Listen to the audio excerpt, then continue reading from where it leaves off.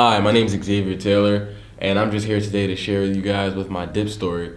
So, you know, the first thing I think I would like to say is I appreciate you taking the time out to watch the video, and sorry about the gray shirt underneath. I don't own any, um, button-up shirts or any suit ties or any suit jackets, and you'll find out in a second why. Um, I found my love and passion through photography at my time at Cabrini University.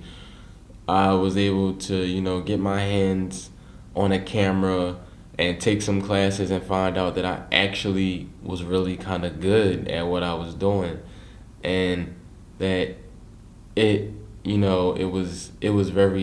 it was very natural to me. I felt as though that it was something that I could just go out in the world and just see something and just make it happen. And I never felt that way about anything except for sports. And so when I found an art form that could not only represent how I feel as a person and how I see the world, I also found something that could keep me calm and neutral, and like of times of annoyance or crisis or anything like that.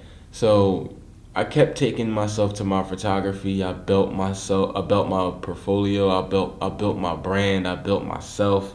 I have my own little side photography business called Black X Photography, and I called it that was because I am a black man and my name's Xavier, but my nickname to everyone is X. So those are the first two things when people see me, whether they know me or not. So I figured, why not represent that with my photography? Whether you see me or you don't, Black X is in the building.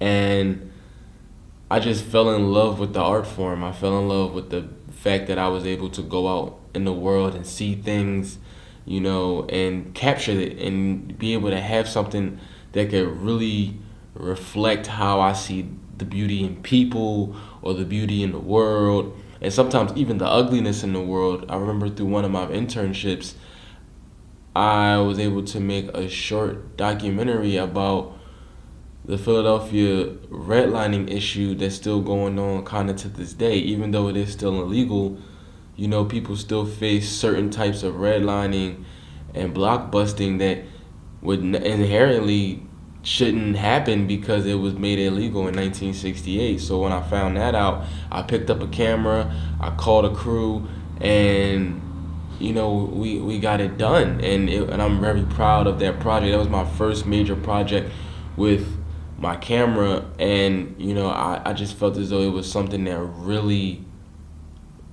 I can hold dear to and say that this was my first thing. And it was really the basis for me going all the way up in the world. I feel as though like nothing could go wrong at that point.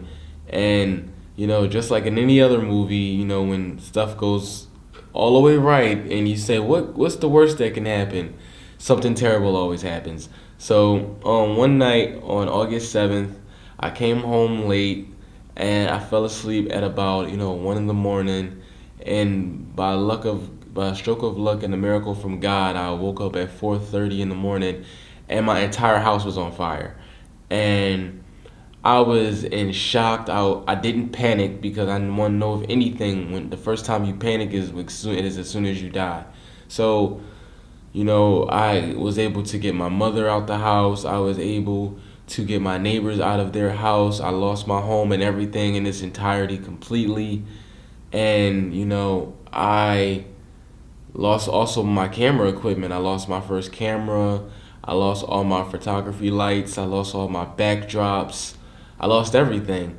And it was about over a good $2,000 worth of stuff. And for a 22-year-old at that time, for a 23-year-old at that time, I'm sorry, that was very heartbreaking for me. I didn't know whether I wanted to, come back and, try to start all over again.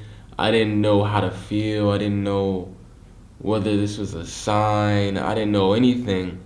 So I kind of just played the part until miraculously I got a chance to get all my equipment again, and I did. I hit the ground running. I went out and I bought me a brand new camera, better than my last one.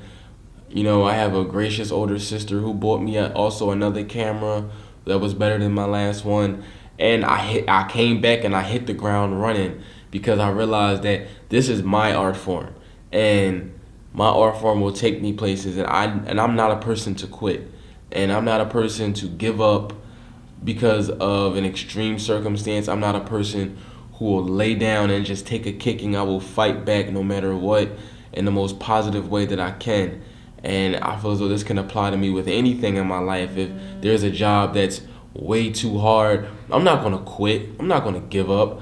I want to seek the necessary resources to succeed so that way I can profit, or who I'm working with can profit, or who I'm working for can profit. I feel as though that there's nothing in this world that's obtainable with that's at all. There's nothing in this world that's unobtainable.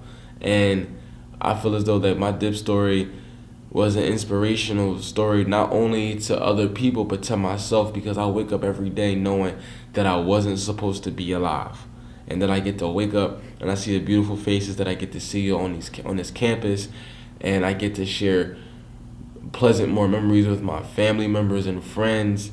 And most people who go through things like this, they give up on whatever they try to go through, and I wasn't going to let that happen to me. I just like to thank you for taking the time out to listen to me about my story, and I hope that my story can be an inspiration to you as your story will be an inspiration to me.